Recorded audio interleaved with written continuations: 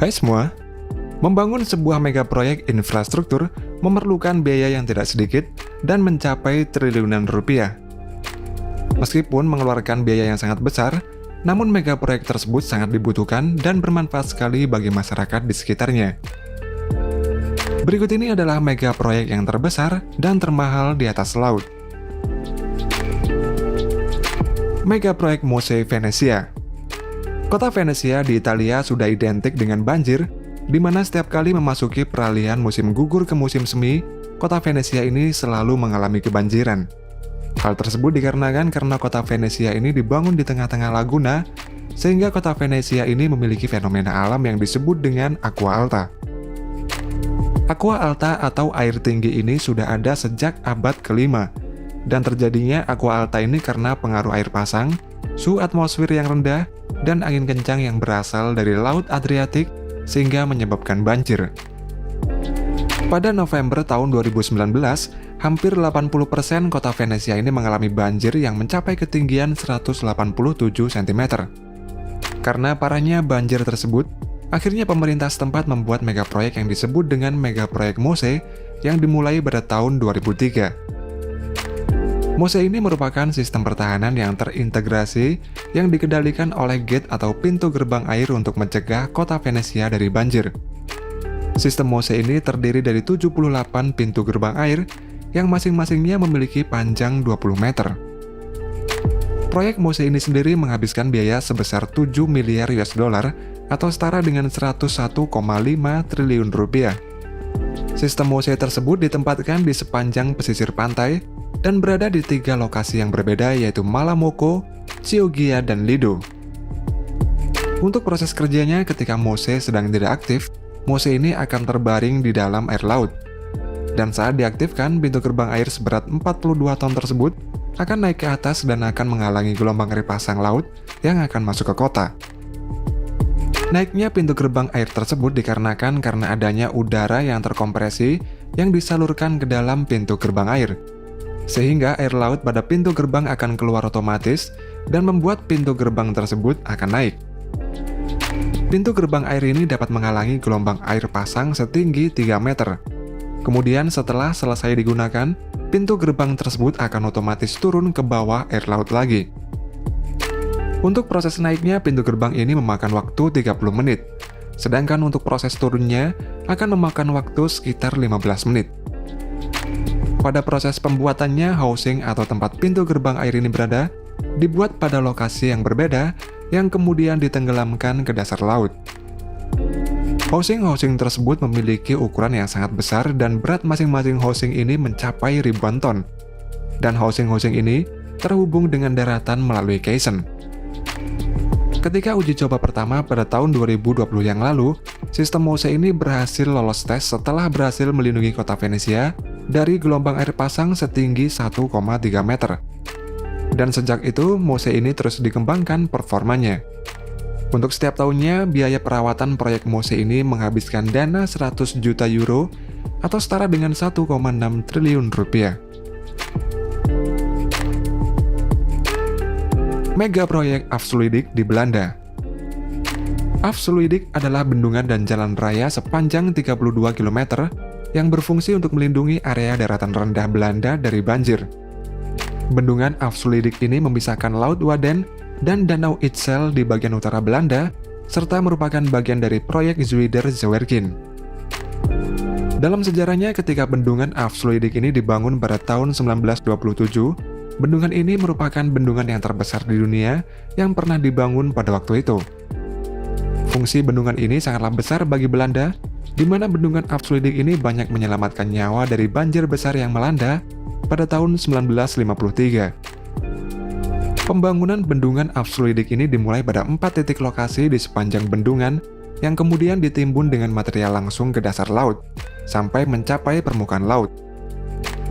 Batuan basal digunakan untuk memperkuat bendungan yang kemudian dilapisi pasir dan tanah liat sampai ketinggian tertentu. Dan di bagian atasnya diberi rumput yang berguna untuk menahan material di bawahnya. Ketinggian material tersebut mencapai 7 meter di atas permukaan air laut, dan lebarnya sekitar 90 meter, sehingga dapat menjadi penghubung antara Holland Utara dengan Friesland. Proyek Afsluidik ini mempekerjakan 10.000 orang pekerja, 27 kapal keruk, 13 floating crane, dan 132 kapal tongkang, serta pembangunan bendungan ini selesai pada tahun 1932. Seiring berjalannya waktu, ketinggian air laut semakin meninggi setiap tahunnya, sehingga pada tahun 2019, proyek penguatan dan renovasi pada bendungan Afsluidik ini dimulai. Struktur bendungan Afsluidik ini akan direnovasi lagi yang menghabiskan biaya mencapai 8,9 triliun rupiah, sehingga dapat lebih kuat lagi menahan badai atau gelombang air pasang dalam jangka panjang mendatang. Pada proyek renovasi ini, bendungan ini akan diperkuat dengan menambahkan lapisan balok beton tulangan di sepanjang bendungan sehingga nantinya dapat tahan dari erosi. Pembangunan kembali bendungan ini membutuhkan 75.000 balok beton.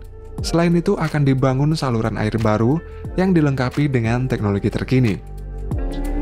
Sebuah aliran sungai itu berfungsi sebagai tempat migrasi para ikan sehingga tidak mengganggu populasi habitat di sekitar bendungan. Di dalam proyek renovasi ini sendiri sebanyak 500 arsitek, insinyur sipil, dan kontraktor berkolaborasi untuk membuat desain dan prakonstruksinya. Proyek renovasi bendungan Afsluidik ini direncanakan akan selesai pada tahun 2023. Dan ketika selesai nanti, bendungan ini dapat bertahan hingga pada tahun 2050. Tuas Megaport Singapura. Singapura merupakan negara dengan pelabuhan peti kemas yang terbesar di dunia. Dan baru-baru ini Singapura mulai membangun lagi tuas Megaport yang berkapasitas 2 kali lipat dari kapasitas pelabuhan yang ada saat ini. Kapasitas pelabuhan peti kemas Singapura saat ini berkapasitas 36 juta TEU/s, dan nantinya tuas Megaport ini dirancang untuk menangani 65 juta TEU/s. Saat beroperasi pada tahun 2040 nanti, tuas Megaport ini akan menjadi pelabuhan peti kemas baru di Singapura dan menjadi pelabuhan full otomatis yang terbesar di dunia. Di antara inovasi yang akan ditampilkan di tuas Megaport ini adalah armada kendaraan tanpa pengemudi, dan sepenuhnya digerakkan oleh listrik untuk mengangkut kontainer antara dermaga dan terminal. Sedangkan saat ini teknologi tersebut sedang diuji di Terminal Pasir Panjang, dan kendaraan angkut ini memiliki emisi karbon 25% lebih kecil daripada kendaraan konvensional. Proyek tuas Megaport ini dimulai pada tahun 2020 dan proses pembangunannya melalui 4 tahapan. Pada proyek tahap pertama ini membutuhkan dana sekitar 1,7 miliar US dollar atau sekitar 24 triliun rupiah. Proyek tahap pertama ini pembangunan tuas Megaport akan membuat reklamasi daratan dulu seluas 1.300 hektar, yang mana akan terdiri dari 4 area dermaga baru yang dikelilingi oleh tanggul laut di bagian luarnya. Untuk pembangunan tanggul laut tersebut membutuhkan caisson yang dibuat di sebuah pabrik, di mana masing-masing caisson ini beratnya 15.000 ton dan membutuhkan 21 hari untuk membuatnya. Pembuatan tanggul laut ini membutuhkan 222 caisson yang akan membentuk tanggul laut sepanjang 8,6 km mengelilingi bagian luar dermaga. Setiap caisson ini memiliki 10 lapisan balok beton yang dikerjakan siang dan malam tanpa henti, serta tiap lapisan pengerjaan caisson ini harus dikerjakan dengan hati-hati dan selalu dipantau. Setelah caisson selesai dibuat, selanjutnya caisson tersebut akan didorong dengan steel track menuju floating dock atau dermaga apung. Dan kemudian caisson tersebut akan ditarik oleh 2 kapal penarik menuju lokasi tanggul laut, dan di lokasi tersebut crane sudah menunggu untuk memasang dan menenggelamkan caisson ke dalam laut. Proses pemasangan caisson ini non-stop 24 jam tanpa berhenti, dengan menerapkan sistem shift bagi para pekerjanya. Setelah itu, reklamasi daratan tersebut akan diisi dengan tanah dari laut menggunakan alat keruk yang terbesar di dunia. Penggunaan alat keruk ini dinilai lebih menghemat biaya hingga miliaran dolar daripada mengimpor pasir dari luar negeri.